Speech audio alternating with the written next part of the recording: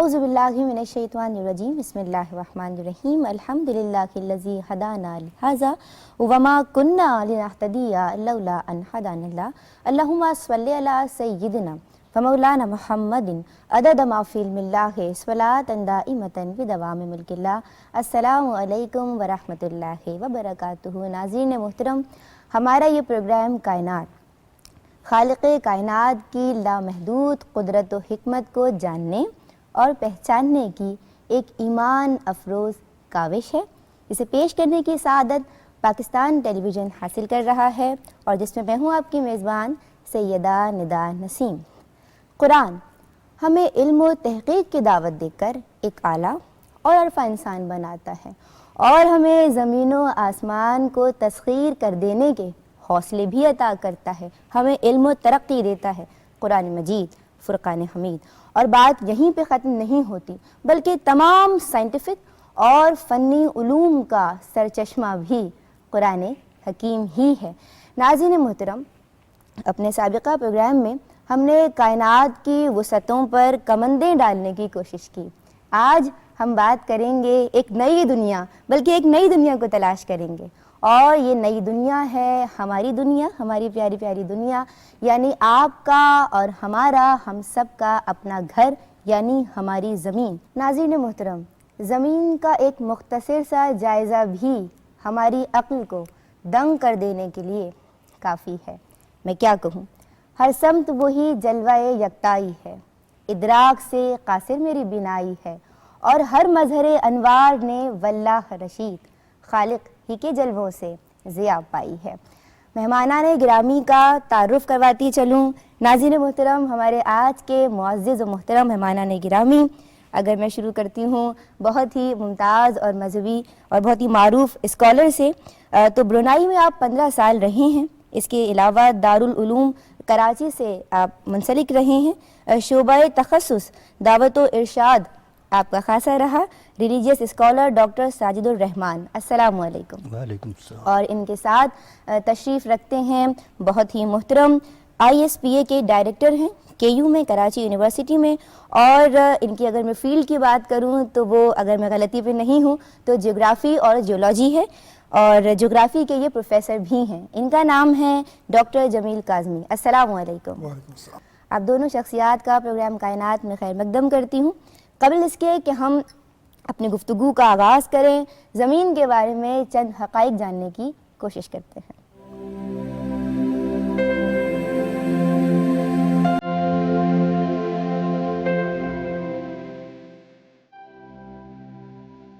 زمین کائنات کا ایک ذرہ ہے، اور یہ ذرہ ہی ہماری کائنات ہے۔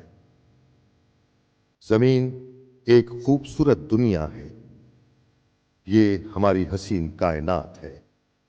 قدرت نے اسے ہر نعمت عطا کی ہے۔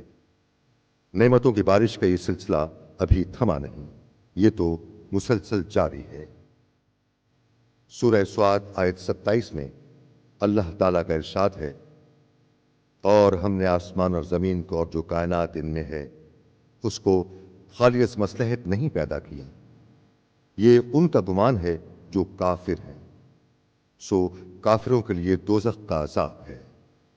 نظام شمسی کے مرکز سورج سے آگے بڑھیں تو مرکری یعنی عطارد اور وینس یعنی زہرہ کے بعد ہماری زمین کا تیسرا نمبر ہے۔ جسامت کے اعتبار سے جوپیٹر یعنی مشتری اور سیٹرن یعنی زحل کے بعد زمین تیسرے نمبر پر ہی ہے۔ اس سے پہلے کہ ہم زمین کو کھنگالیں، زمین سے متعلق چند بنیادی معلومات سے آگہی ضروری ہے۔ سورج سے زمین کا اوسطاً فاصلہ 14 crore 96 lakh kilometre. شرقاً غرباً dia metre یعنی قطر 12,756 کلومیٹر۔ شمالاً جنوباً ڈایا میٹر یعنی قطر 12,799 کلومیٹر۔ ماس یعنی کمیت 5.97 ضرب 10 کی پاور 21 میٹرک ٹن۔ ڈینسٹی یعنی کثافت، پانی کی کثافت سے 5.5 گنا زیادہ۔ سطح کا مجموعی رقبہ 51 کروڑ 65,500 मुरब्बा किलोमीटर। सतह का औसतन दर्जा हरारत 15 डिग्री सेंटीग्रेड या 59 डिग्री फ़ारेनहाइट। कुदरती सैयारचा एक चांद।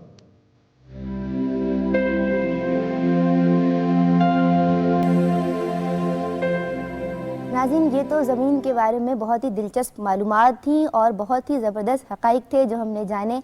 गुफ्तगू का आगाज़ करते हैं। मैं आपकी जानिब पहले डॉक्टर जमील काज़मी साहब आना चाहूँगी। मुझे ये बताइएगा कि ज़मीन कैसे वजूद में आई?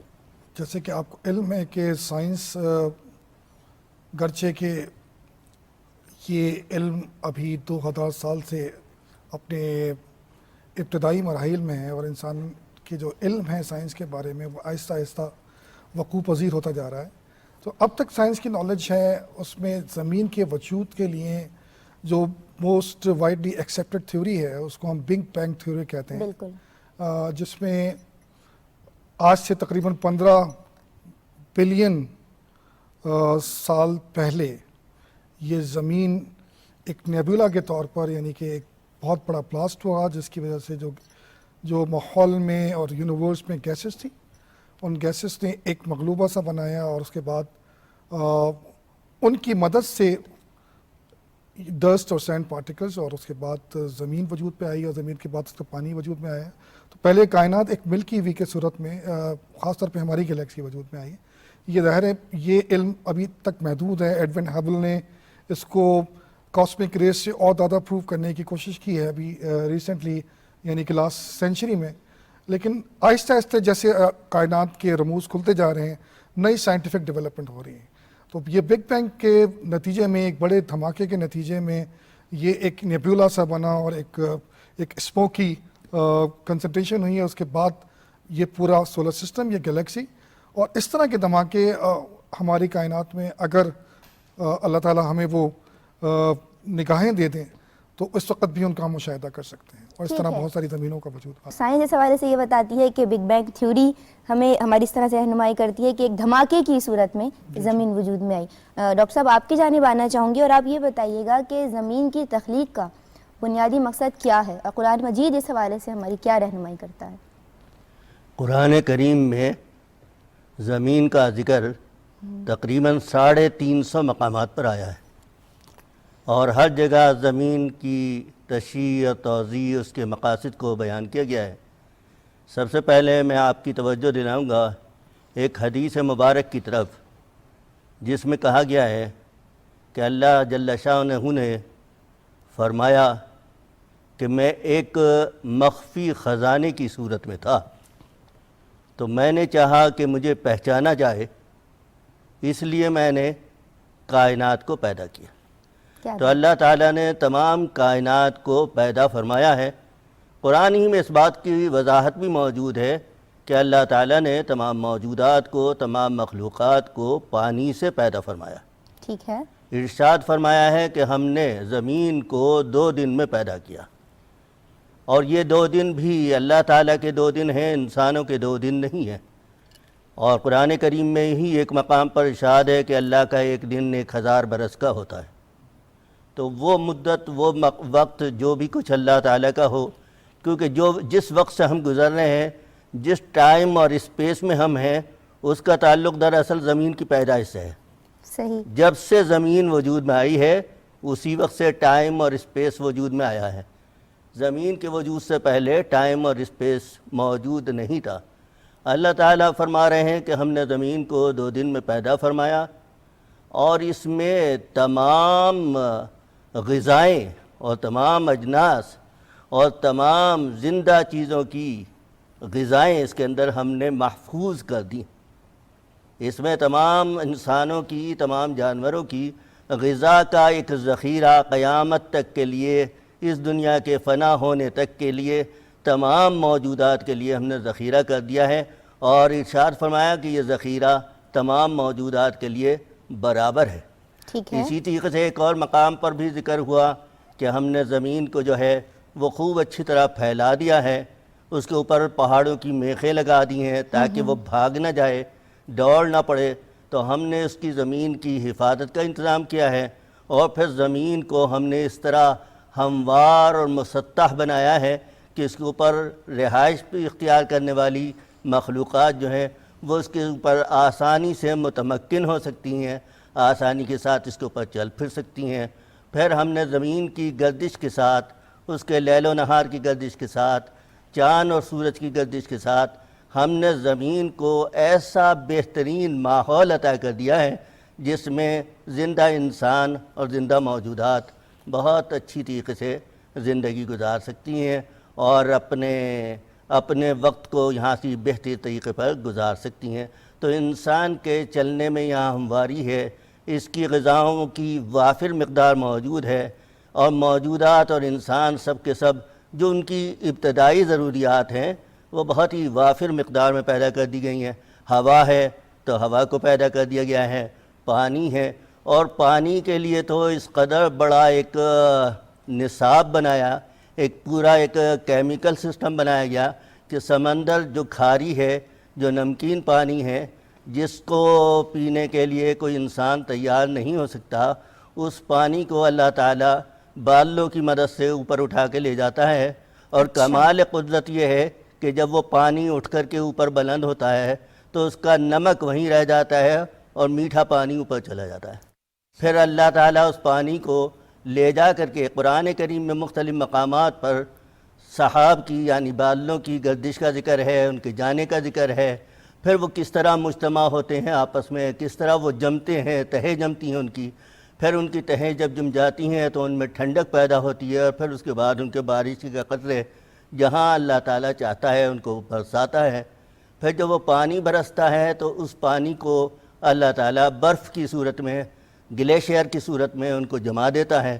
پھر وہ پانی جو ہے گرمیوں کے وقت میں بہتا ہے اور بہہ کر کے دریاؤں کی صورت اختیار کرتا ہے، زمین کے اندر اترتا ہے، پھر زمین کے اندر میٹھے خزانے کے چشمے بن جاتے ہیں۔ تو یہ سب چیزیں اللہ تعالیٰ نے تمام قرآن کریم میں جگہ جگہ، جیسے میں نے ابھی عرض کیا، تقریباً 350 مقامات پر زمین کا ذکر ہے، جس میں زمین کی یہ کیفیات بیان کی گئی ہیں، جن میں سے بہت سی کیفیات ایسی ہیں جن تک کہ انسان کے ذہن کی رسائی ہو گئی ہے، سائنس پہنچی ہے، بہت سی ایسی تفصیلات بھی ہیں جہاں ابھی تک کہ انسان کے ذہن کی رسائی بھی نہ ہو سکی ہے۔ تو یہ بڑی تفصیل کے ساتھ قرآن کریم میں اس موضوع کو بیان کیا گیا ہے۔ بہت خوب، بہت عمدہ آپ نے جواب دیا۔ آپ کی جانب آنا چاہوں گی، اس وسیع کائنات کا انتظام پروردگار عالم نے کیسے کیا، یہ تو سمجھ میں بات آ گئی۔ آپ مجھے یہ بتائیے کہ کیا اس زمین کے علاوہ بھی کسی اور مخلوق کا وجود پایا جاتا ہے یا کہیں اور زندگی دیکھنے میں آئی ہے؟ ندا، میں نے آپ کو ابھی بتایا کہ انسانی نالج جو ہے بہت لمیٹڈ ہے۔ اس بات کا قوی امکان موجود ہے کہ ہمارے علاوہ دوسرے سیارے پر کوئی لائف ضرور ہو سکتی ہے، لیکن اس لائف سے کوئی رابطہ ہمارا نہیں ہوا اب تک، اور کوئی ایسی ڈائریکٹ سائنٹیفک ایویڈنس نہیں ہے جس کی بنیاد پر ہم یہ کہہ سکیں کہ دوسری دنیایں بھی آباد ہیں۔ تو اس بات میں یہ سمجھتا ہوں کہ سائنس کی کمائی کی ہے کہ ہم یہ بتا نہیں سکتے، لیکن اس بات کے قوی امکانات موجود ہیں کہ جس طرح کہ ہمارا پلانٹ ہے، ہماری زمین ہے، اس طرح کی دوسری دنیایں بھی آباد ہوں گی، اور وہاں پر بھی دوسرے قسم کی مخلوق اللہ تعالیٰ نے پیدا کی ہوئی ہوگی۔ لیکن سائنس کے پاس یو ایف اوز کی بات آپ نے سنی ہوگی، انڈیفائڈ فلائنگ آبجیکٹس، اور ہیٹی، اور بہت ساری چیزیں اس طرح کی ہے، بگ فوٹ کے بارے میں، اور پتہ نہیں کیا کیا کہانیاں بنی ہوئی ہیں لوگوں کے بارے میں، جو ایلینز پہ سائنٹیفک فکشنز بھی بہت ساری بن چکی ہیں۔ لیکن انفارچونیٹلی کوئی ڈائریکٹ ایویڈنس ایسی ابھی تک سائنس کو نہیں ملی جو ویل ڈاکومنٹڈ ہو، جس کی بنیاد پہ یہ کہا جا سکے، یا کوئی ایسی ایویڈنس جو ہمارے سولر سسٹم میں ہو کہ وہاں پر پانی کا وجود ہو یا آکسیجن کا وجود ہو، جس کی بنیاد پر لیونگ آرگنزمس یا انسانی حیات وہاں پر وقوع پذیر ہو سکتی ہے۔ ایسی ہمارے پاس ابھی کوئی ڈائریکٹ مشاہداتی کوئی نالج ابھی نہیں ہے، لیکن اس بات کے امکانات ضرور ہیں کہ انسان جیسے جیسے ترقی کرے گا، دوسری دنیاؤں کے بارے میں بھی جو پردے پڑے ہوئے ہیں وہ انشاءاللہ وہ واہ ہوتے جائیں گے، اور بہت ساری نئی معلومات ہمیں with the passage of time حاصل ہو سکتی ہے۔ ٹھیک ہے، بہت خوب۔ قرآن کریم اس حوالے سے ہماری کیا رہنمائی کرتا ہے؟ قرآن کریم میں 2 مخلوقات کا تو بڑی وضاحت سے ذکر ہے، ایک فرشتے ہیں اور جن ہیں۔ ایک اشارہ ہمیں حضرت آدم کا جو واقعہ قرآن کریم میں بیان ہوا ہے کہ جب اللہ تعالیٰ نے آدم کو پیدا فرمایا تو جنوں کو اور فرشتوں کو حکم ہوا کہ آدم کو سجدہ کرو۔ تو تخلیق کے وقت ملائکہ نے، فرشتوں نے یہ بات اللہ سبحانہ و تعالیٰ کے سامنے رکھی کہ آدم آپ اس مخلوق کو پیدا کر رہے ہیں، یہ زمین میں فساد پیدا کرے گا، زمین میں یہ جناب فساد پیدا کرے گی یہ مخلوق۔ تو اس کے بارے میں بعض مفسرین کا خیال یہ ہے کہ جن جو ہیں وہ انسانوں سے پہلے موجود تھے اور وہ زمین میں فساد برپا کر چکے تھے، چونکہ یہ مشاہدہ فرشتوں کے سامنے تھا، اس لیے ان کو یہ بات کا خیال ہوا کہ یہ نئی مخلوق جو اب بنائی جا رہی ہے یہ بھی زمین میں اسی طرح فساد پیدا کرے گی اور قتل و غارت کا بازار گرم ہوگا۔ تو یہ اعتراض فرشتوں کی طرف سے آیا۔ تو فرشتے جو ہیں وہ اللہ تعالیٰ کی ایک مخلوق ہیں جو نورانی مخلوق ہیں، جس کا قرآن کریم میں متعدد مقامات پر ذکر آیا ہے، اور فرشتے اتنی بڑی تعداد میں ہیں کہ فرشتوں کی صفیں کے صفیں آسمانوں پر موجود ہیں۔ کچھ فرشتے ایسے ہیں جو اللہ سبحانہ و تعالیٰ کے سامنے ہاتھ باندھے کھڑے ہیں، کچھ سجدے کی حالت میں ہیں، کچھ رکوع کی حالت میں ہیں، اور قرآن کریم میں ارشاد ہے کہ وہ اللہ تعالیٰ کے کسی حکم کی نافرمانی نہیں کرتے۔ تو اس سے قرآن کریم کی بعض آیات سے یہ بات مترشح ہوتی ہے کہ فرشتوں کی تعداد انسانوں سے بہت زیادہ ہے۔ خود انسانوں کے ہر انسان کے شانے پر 2 فرشتے موجود ہیں۔ پھر انسان کے لیے قرآن کریم میں سورۃ الانعام میں ذکر ہے کہ اللہ تعالیٰ نے فرشتوں کو ہر انسان کی حفاظت کے لیے مقرر کیا ہوا ہے۔ تو ایک پوری جماعت اور ایک پورا گروپ جو ہے وہ فرشتوں کا ایسا موجود ہے جو ہر انسان کی حفاظت کر رہا ہے۔ تو یہ ایک ایسی مخلوق ہے جس سے ہمارا رابطہ نہیں ہے، ہمارے احساسات اس کو محسوس نہیں کر سکتے۔ دوسری مخلوق ہے جن، تو جن بھی ایک بہت بڑی مخلوق ہے، اور جنوں کو بھی اللہ تعالیٰ نے اپنے احکام کا اسی طرح تابع بنایا ہے جیسے انسانوں کو بنایا ہے۔ تو سورۃ الجن میں اس کا واقعات تفصیل سے موجود ہے۔ تو مخاطب جو ہے قرآن کریم نے عبادت کے لیے، بندگی کے لیے جس طرح انسانوں کو مخاطب کیا ہے، اسی طرح جنوں کو بھی مخاطب کیا ہے۔ تو یہ بھی اس میں بھی مسئلہ یہی ہے کہ جن ایک ایسی مخلوق ہیں جو ناری مخلوق ہیں، لیکن ہمارا بھی ان سے رابطہ نہیں ہے، اور ہمارے محسوسات اور ادراکات کے دائرے میں، چونکہ انسان کا جو شعور ہے، انسان کا جو ادراک ہے، انسان کے جو احساسات ہیں، انسان کی جو عقل ہے، جتنی بھی صلاحیتیں اللہ تعالیٰ نے انسان کو عطا کی ہیں، وہ اس دنیا کے ماحول میں محدود ہیں۔ اس دنیا سے ماورائے طبیعت انسان کے یہ حواس کام نہیں کرتے۔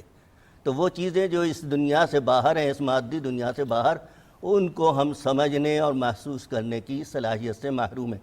فرشتوں اور جنوں کے علاوہ بھی قرآن کریم سے اندازہ ہوتا ہے تلاوت سے کہ اور بھی مخلوقات موجود ہیں۔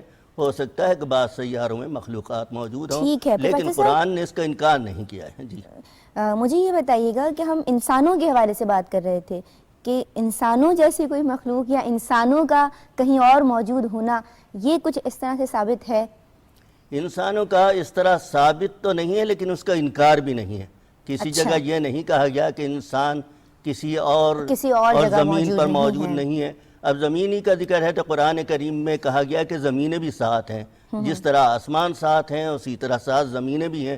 تو اگر 7 زمینیں بھی ہیں تو ہو سکتا ہے کہ اس میں بھی کوئی مخلوق انسانوں سے ملتی جلتی موجود ہو۔ قرآن وہ صحیفہ رب انعام ہے، قرآن وہ صحیفہ رب انعام ہے، صاحب پہ جس کے ذات خدا کا سلام ہے، اور عامل پہ جس کے رحمت حق کا دوام ہے، آتش عاشق پہ جس کے آتش دوزخ حرام ہے۔ ندا نسیم کو پروگرام کائنات سے اجازت دیجیے۔ فی امان اللہ، السلام علیکم ورحمۃ اللہ وبرکاتہ۔